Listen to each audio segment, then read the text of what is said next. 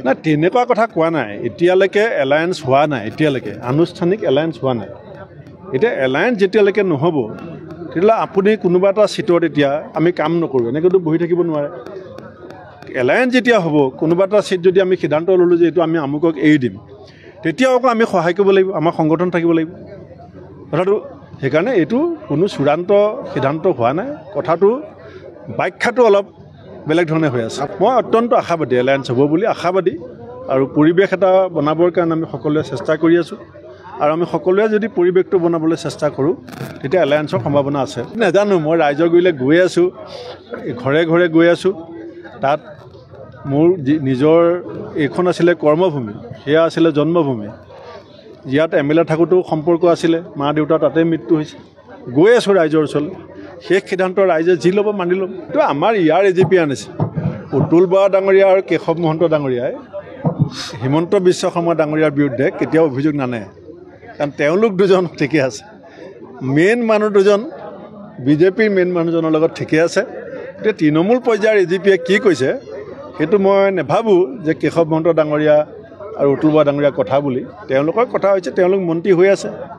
ৰঙালাইত জ্বলি আছে তেওঁলোকৰ কাম চলি আছে বাকি কুৱকাৰ কৰ্মীয়ে কি কৰে সেইটো লৈ পেলাই এজিপিৰ ৰাজ্যিক নেতাসকলে মূৰ ঘমাই বুলি মই নেভাবো নাৰায়ণ ভূঞাটো 2006 চনৰ পৰাই আছে নেপথ্যত মই যেতিয়া এমএলএ ইয়াত খেলিছিলোঁ তেতিয়া মোৰ নেপথ্যত থকা যিকেইজন মূল মানুহ আছিলে তাৰ ভিতৰত তেওঁ এজন সদায় কাম কৰি আছে আৰু ৰাইজে যদি আশীৰ্বাদ দিয়ে ৰাইজে বিচাৰে তেতিয়া ৰাইজৰ মতেই সিদ্ধান্ত মইতো ভাল পাম